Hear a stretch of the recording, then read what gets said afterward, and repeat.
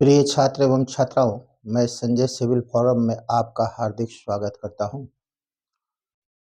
BPSC के exam के बाद मैं निरंतर वीडियो परसों और कल दिया था और आज तीसरा दिन मैं वीडियो प्रस्तुत कर रहा हूं और वो आधुनिक भारत के इतिहास में एक नई चैप्टर, एक नई प्रस्तुतिकरण को लेकर आपके बीच प्रस्तुत हो रहा हूं। और वो चैप्टर से भी यूपीएससी पीसीएस में बड़े-बड़े एग्जाम में, हर कॉम्पिटिटिव एग्जाम में बहुत सारे क्वेश्चन आप लोग के लिए आते हैं। पीटी हो, मेंस हो, यूपीएससी का पीटी हो, मेंस हो, किसी पीसीएस का मेंस हो, वो सभी से क्वेश्चन उसमें आते हैं। फैक्ट भी आते हैं, कॉन्सेप्ट भी आते हैं। तो निश्चित तौर पर जो आज मैं प्रस्तुत कर रहा हूँ, वो भी बहुत ही इम्पोर्टेंट चैप्टर है आप लोगों के लिए। तो मैं शुरू कर रहा हूँ। तो उसका नाम है रेवोल्यूशनरी मूवमेंट। रेवोल्यूशनरी मूवमेंट, क्रांतिकारी घटना, क्रांतिकारी घटना। तो आधुनिक भारत के इतिहास में, आधुनिक भारत के इतिहास में यह जो क्रांतिकारी घटना घट रही है, उसके पीछे कई रीजन है। भारत में कई क्रांतिकारी घटना घट रही है, उसके पीछे कई रीजन है। तो रीजन ये है कि 1857 की महान क्रांति स्वतंत्रता संग्राम के बाद भारत में युवा और शिक्षित और बुद्धिजीवी वर्ग बहुत तेजी से आगे निकलने लगे और वो सोचने समझने लगे। जो हमारे युवा होते हैं, जो पढ़े लिखे युवा होते हैं, जो बुद्धिजीवी होती है, उसमें लॉजिकल तार्किक क्षमता बहुत ज्यादा होती है। तो निश्चित तौर पर भारत में कई, जैसे बंगाल हो, महाराष्ट्र हो, पंजाब हो, कई ऐसे जगह हैं जहां युवा बहुत बढ़ चढ़ कर आए और राष्ट्रवाद धीरे धीरे आगे बढ़ने लगा। और जब राष्ट्रवाद आगे बढ़ने लगा तो ब्रिटिश सरकार के द्वारा सोची समझी राजनीति के द्वारा भारतीय राष्ट्रीय कांग्रेस की स्थापना करा दी गई। और भारतीय राष्ट्रीय कांग्रेस की स्थापना के बाद जो एक अखिल भारतीय मंच तैयार हुआ, राजनीतिक अखिल भारतीय मंच तैयार हुआ, उसमें दो विचारधारा के लोग उत्पन्न हो गए। एक ब्रिटिश सरकार के प्रति नरम को रखते थे अपने विचार को, जिसको उदारवादी कहा गया, और जो ब्रिटिश सरकार के प्रति गर्म विचारधारा को रखते थे, वो उसको गर्मपंथी कहा गया। उसको जो है वो गर्मपंथी आगे चलकर जो है बंगाल विभाजन में जो है दो विचारधारा के लोग फिर आ गए बंगाल विभाजन में। तो ये जो नरम दल है और जो गर्म दल है, ये गर्म दल जो है स्वदेशी आंदोलन के बाद ब्रिटिश हर वस्तु को भारत के हर कोने में, चाहे वो स्कूल कॉलेज हो या जो भी चीज हो, ब्रिटिश हर वस्तु को वो पूरे भारत में बहिष्कार करना चाह रहे हैं। लेकिन नरम दल ये नहीं चाह रहे, वो ब्रिटिश सरकार को जो बहिष्कार है उसको एक लिमिटेशन के तहत वो बंगाल तक ही सीमित रखना चाहते हैं। और यही कारण है कि 1905 के बाद भारत में क्रांतिकारी का प्रथम चरण शुरू हुआ। और यह जो क्रांतिकारी का प्रथम चरण शुरू हुआ 1905 से 1915। फिर जैसे असहयोग आंदोलन की समाप्ति हुई 1922 के बाद, यानी 1924 से 1942 तक भारत में क्रांतिकारी का दूसरा चरण शुरू हुआ। तो आप समझ रहे होंगे कि यह जो क्रांतिकारी विचारधारा है, ये गर्म विचार के लोग ही थे। गर्म विचारधारा के लोग उग्र भावना से प्रेरित थे और यही उग्र भावना से होकर वो क्रांतिकारी में तब्दील हो गए। तो निश्चित तौर पर आप ये कॉन्सेप्ट को समझ रहे हैं कि भारत में जो गर्म विचारधारा के लोग हैं, विचारधारा के लोग हैं, उससे उग्र राष्ट्रवाद का उत्पत्ति हुआ। और यही उग्र राष्ट्रवाद जो है क्रांतिकारी में तब्दील हो गया, क्रांतिकारी में जो है परिणित हो गए। अब फ्रेंड्स यहां ध्यान दीजिए कि भारत की आजादी के लिए महात्मा गांधी के नेतृत्व में अहिंसक आंदोलन चलाया गया। लेकिन एक दूसरा आंदोलन भी आजादी के लिए उभर कर सामने आए और वो क्रांतिकारी आंदोलन के रूप में जाना जाता है, ब्रिटिश सरकार को दहशत फैलाकर, ब्रिटिश सरकार की खजानों को लूटकर, ब्रिटिश सरकार के अधिकारी को मारकर, ब्रिटिश सरकार की हर चीज में दहशत को फैलाकर इसको आजादी दिलाई जा सकती है। और उसी के तहत ये क्रांतिकारी का बीजारोपण भारत के आधुनिक भारत के इतिहास में शुरू हो गया। तो निश्चित तौर पर एक अहिंसक आंदोलन के पुजारी हैं जो आजादी को प्राप्त करना चाह रहे हैं, और एक हिंसक है, हिंसा का सहारा लेकर भारत को आजादी दिलाना चाह रहे हैं, और वही भारत में क्रांतिकारी के रूप में जाना गया। तो यह जो घटना देखने को मिल रही है, विशेष तौर पर स्वदेशी आंदोलन की समाप्ति के बाद भारत में क्रांतिकारी का बीजारोपण शुरू हो गया, और उसी को कहते हैं revolutionary movement, first stage of revolutionary movement in India. तो आप देख रहे हैं फ्रेंड्स कि भारत में प्रथम क्रांतिकारी चरण, तो आधुनिक भारत में प्रथम क्रांतिकारी चरण, इसको आज हम पूरा क्लियर करेंगे, और वो है 1905 से 1915। अब समझ में आ गई होगी कि क्रांतिकारी का 2 चरण आपको पढ़ना है। तो प्रथम मैं आज बता रहा हूं, फिर भारत से बाहर भी क्रांतिकारी की कई घटना अमेरिका में होगी, इसके बाद ब्रिटेन में हुई, वो दूसरे क्लास में हम बताएंगे। और फिर तीसरा चरण, इसमें 2-3 वीडियो हम आपको बनाने जा रहे हैं। तो क्रांतिकारी का जो प्रथम चरण है 1905 के बाद, उसका मेन केंद्र बिंदु बंगाल है। यानी बंगाल ही, आप देखिए कि स्वदेशी आंदोलन में जो राष्ट्रवाद है, वो राष्ट्रवाद का जंक्शन बंगाल है। ब्रिटिश सरकार के खिलाफ जो भी साजिश रची जाती है वो बंगाल में ही रची जाती है, और बंगाल के युवा ओजस्पूर्ण है, ब्रिटिश सरकार को हर बात में चुनौती दे रहे हैं।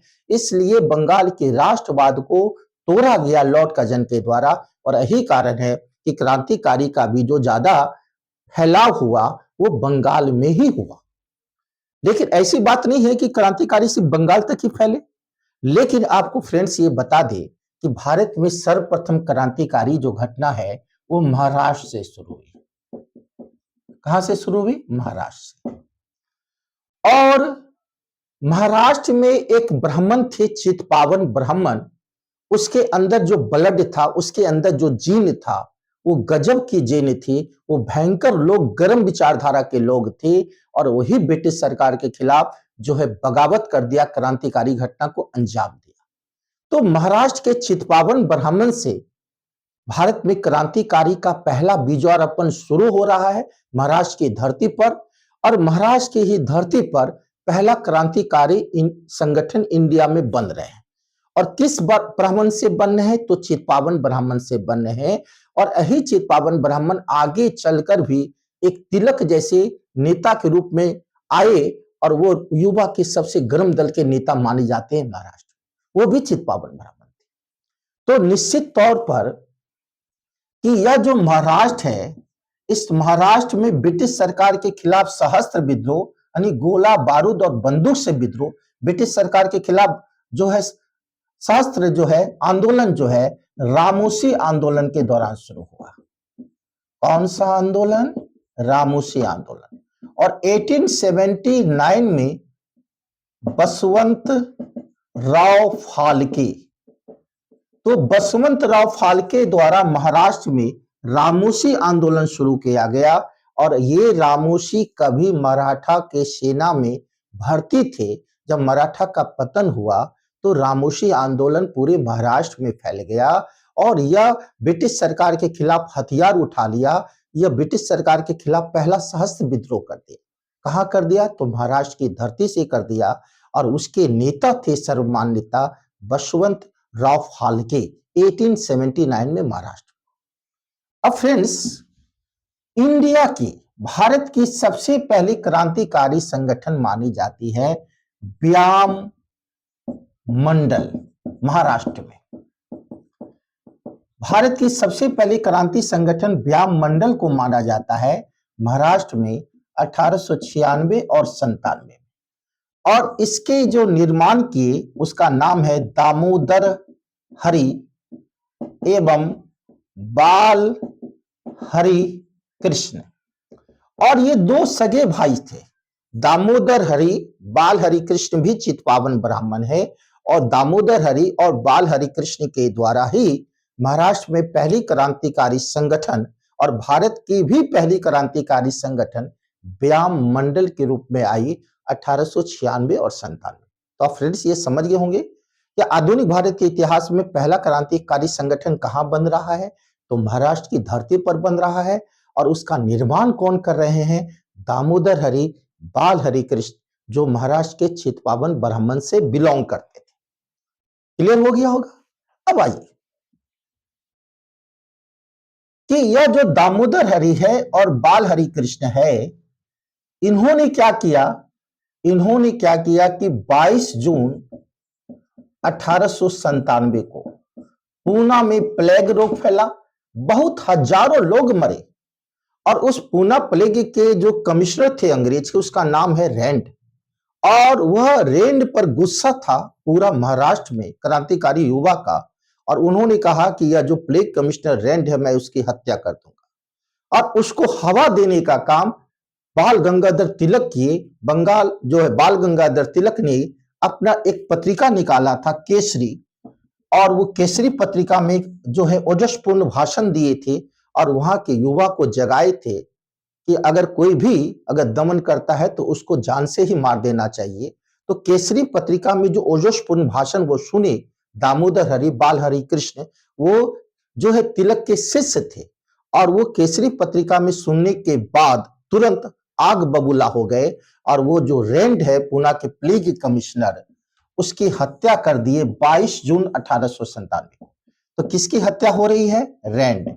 रैंड कौन है? पूना के प्लेग कमिश्नर है। और भारत की धरती पर किसी यूरोपीय की पहली यह हत्या है रैंड के रूप में। लेकिन आकस्मिक उसे एक लेफ्टिनेंट भी थे, वो बीच में आ गए, एमर्स्ट, और उनको भी गोली लगी, वो भी मारे गए। तो कौन कौन व्यक्ति मारा गया?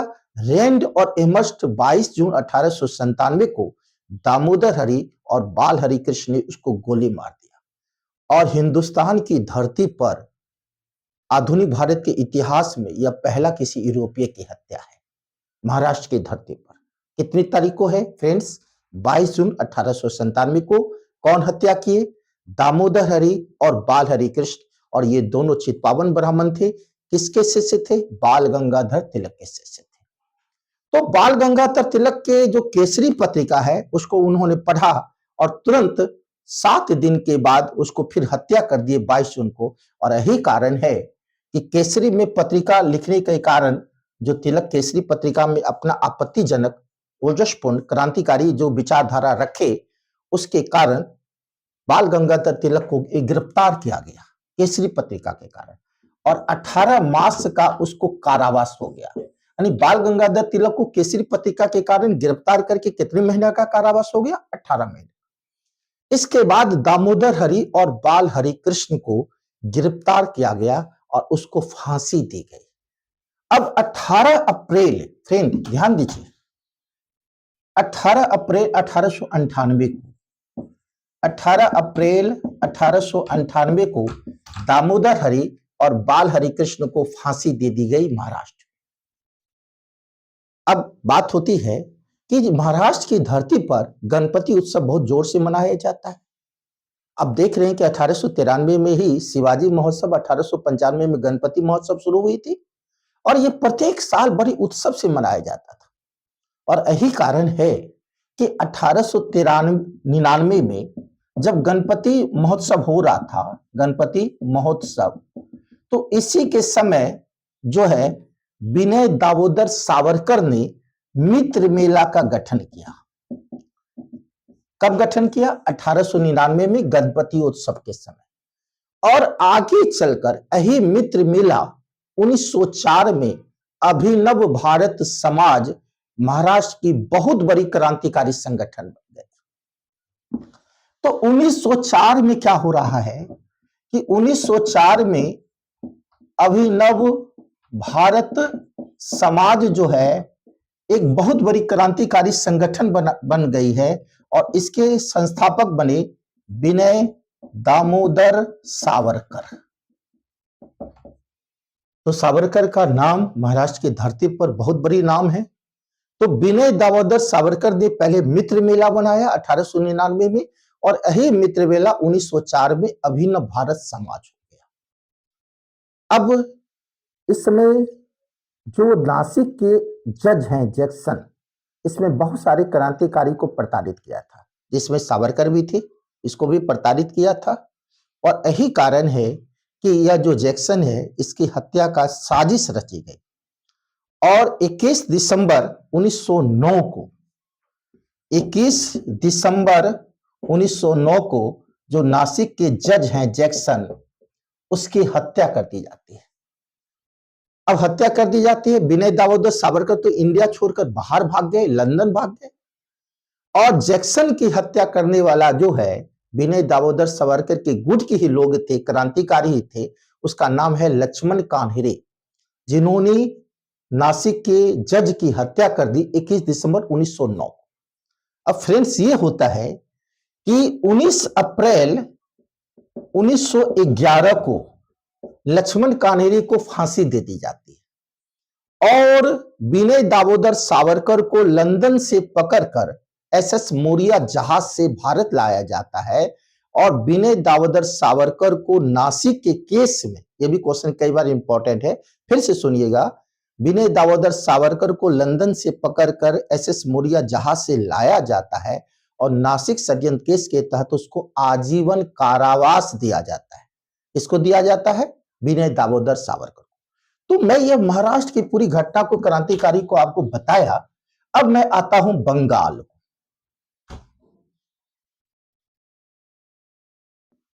अब यह जो बंगाल है, बंगाल जो है क्रांतिकारी का भी जंक्शन है, राष्ट्रवाद का भी जंक्शन है, और सबसे ज्यादा गतिविधि का जो हलचल है क्रांतिकारी का वो बंगाल में है। और यह जो बंगाल में क्रांतिकारी रिवोल्यूशन हो रहे हैं, मूवमेंट हो रहे हैं, यह हो रहा है एक समाज जैसे जिसका नाम है भद्रलोक समाज।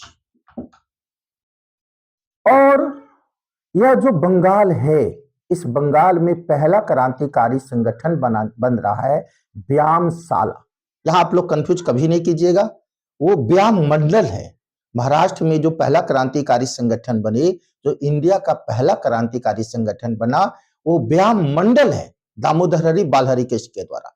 लेकिन बंगाल में जो पहला क्रांतिकारी संगठन है उसका नाम है व्यायामशाला। क्या नाम है? व्यायामशाला। 24 अप्रैल 1902 को 24 अप्रैल 1902 को व्यायामशाला एक क्रांतिकारी संगठन बन रही है बंगाल में। प्रथम मित्रा पुनीत बिहारी दास, सत्येंद्रनाथ बसु। प्रथम मित्रा, फिर सुनिएगा, प्रथम मित्रा है ना, सत्येंद्रनाथ बसु, सत्येंद्रनाथ बसु है ना। ये सब क्या बना रहे हैं? व्यायामशाला बना रहे हैं।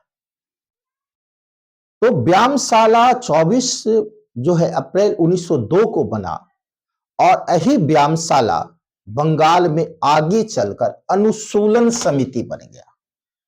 क्या बन गया? अनुशीलन समिति, अनुशीलन समिति। तो बंगाल की सबसे बड़ी क्रांति संगठन कौन है? अनुशीलन समिति है। और इस अनुशीलन समिति से कई क्रांतिकारी भी लोग जुड़े हुए थे। जैसे बरिंद्र कुमार घोष एक पत्रिका निकाले, उसका नाम है भवानी मंदिर, और वो क्रांतिकारी बहुत बड़ी पत्रिका थी भवानी मंदिर। कौन निकाले? बरिंदर कुमार घोष। फिर ध्यान दीजिएगा, बरिंदर कुमार घोष कौन पत्रिका निकाले? भवानी मंदिर। इसके बाद अरविंद घोष का वंदे मातरम पत्रिका, बहुत ही क्रांतिकारी, बहुत महत्वपूर्ण पत्रिका है अरविंद घोष का वंदे मातरम। ब्रह्मदेव उपाध्याय का संध्या।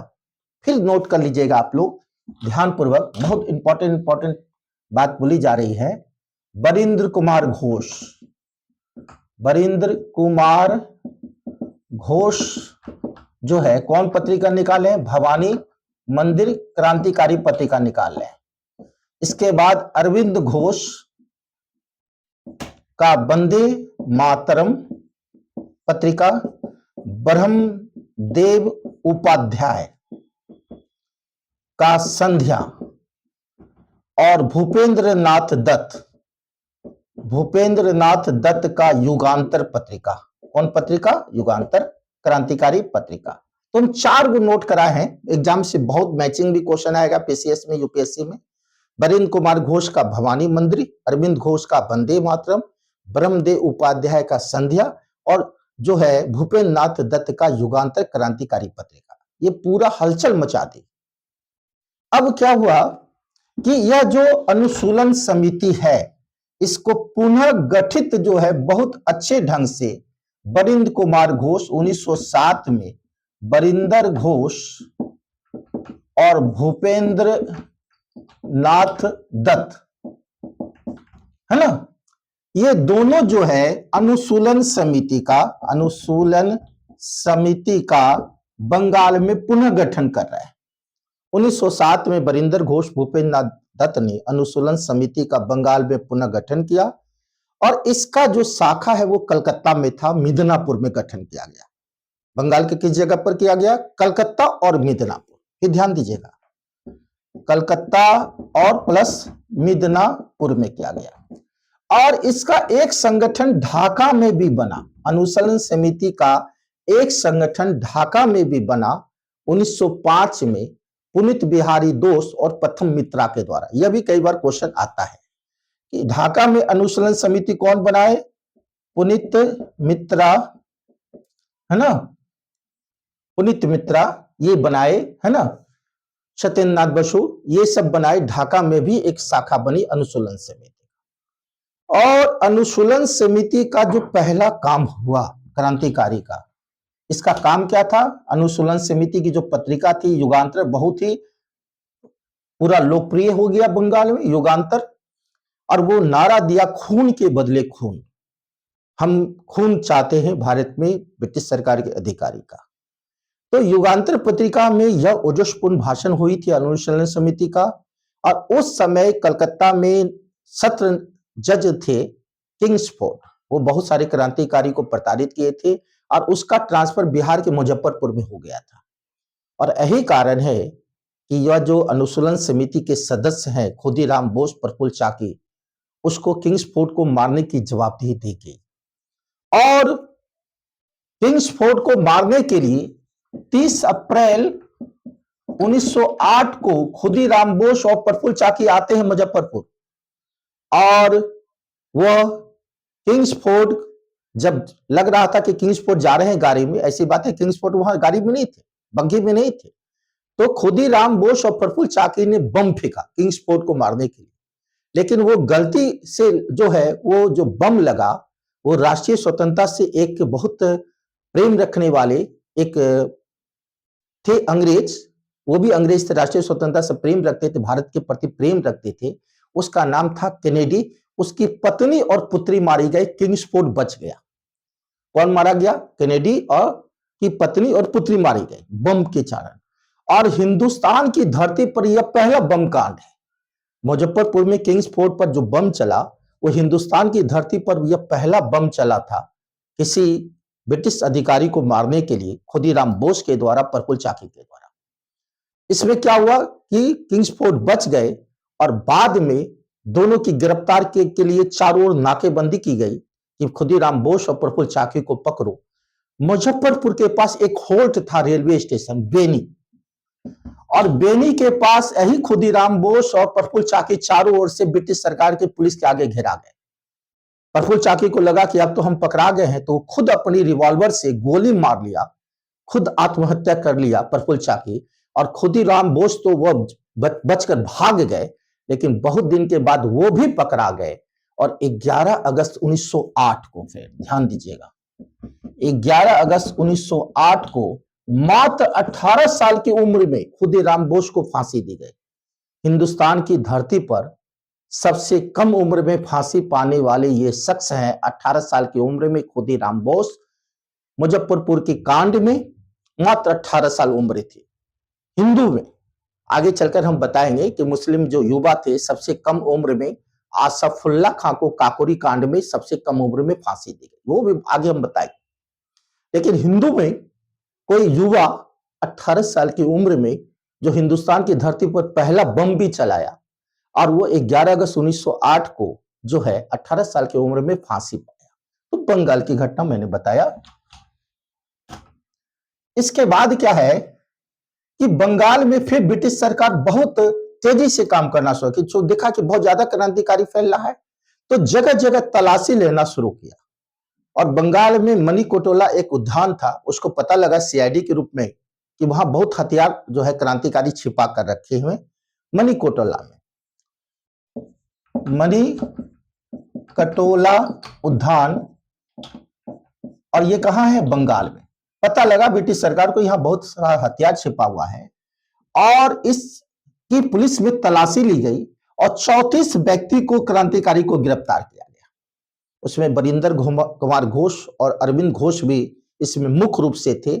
बरिंदर कुमार घोष और अरविंद घोष दोनों गिरफ्तार हुए मणिकोटला उद्यान में, और उस पर केस चलाया गया। 34 व्यक्ति पर केस चलाया गया और उसका नाम रखा गया अलीपुर केस कांड। तो आपको मालूम है कि बंगाल का नाम जो है अलीपुर भी है, सिराजुद्दौला अलीपुर रखे थे। तो निश्चित तौर पर मणिकोटला उद्यान में जो 34 व्यक्ति क्रांतिकारी गिरफ्तार हुए, उसमें मुख्य 2 बहुत सक्रिय क्रांतिकारी थे। उसमें बरिंदर घोष और अरविंद घोष थे, और सभी 34 पर अलीपुर षड्यंत्र केस के तहत मुकदमा चला। और मुकदमा चलने के बाद जो है बरिंदर घोष के जो भी सदस्य थे सबको आजीवन कारावास हो गया, है ना। बरिंदर घोष के जो भी सदस्य क्रांतिकारी 34 गिरफ्तार हुए, सबको आजीवन कारावास हुई। और उसके बाद अरविंद घोष का बचाव किया चितरंजन दास, जो कलकत्ता के प्रख्यात वकील थे, समूचे बंगाल के सबसे फेमस वकील थे चितरंजन दास। वो वकालत किए अरविंद घोष को बचाने के लिए, और अरविंद घोष को कोई साक्ष्य नहीं मिल पाया ब्रिटिश सरकार को, इसलिए अरविंद घोष को रिहा किया गया। लेकिन बचाने वाले शख्स कौन है? चितरंजन दास। और यह भी एग्जाम में कई बार क्वेश्चन आते हैं कि बचाव कौन किया, वकील कौन थे? चितरंजन दास। और उसके बाद अरविंद घोष राजनीतिक से संन्यास ले लिए और वो पौंडीचेरी चल गए, और पौंडीचेरी में ही उन्होंने ओरोविले आश्रम की स्थापना की। निश्चित तौर पर आप समझ गए होंगे अलीपुर षड्यंत्र केस 1908 में यह घटना घटी। 1908 में अलीपुर षड्यंत्र केस।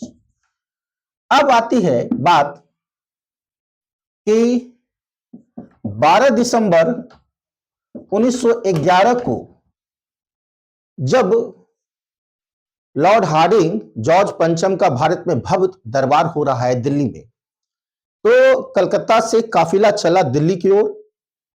उसमें लॉर्ड हार्डिंग भी थे, और लॉर्ड हार्डिंग के चांदनी चौक पर जैसे बम पहुंचे, उस पर बम फेंका गया, और बम फेंकने के कारण बम हार्डिंग बच गए, बहुत सारे लोग जख्मी हो गए, और इसी को कहा जाता है दिल्ली षड्यंत्र कांड। और इसके मास्टरपीस थे, इसका जो जन्मदाता दे रहे हैं बंगाल के जो बहुत क्रांतिकारी युवा है, रास बिहारी घोष। कौन दे रहे हैं? रास बिहारी घोष, बंगाल के हैं। तो लॉर्ड हार्डिंग पर जो ये बम चलाने की जो घटना घटी, ये हिंदुस्तान की धरती पर यह दूसरी बम घटना है।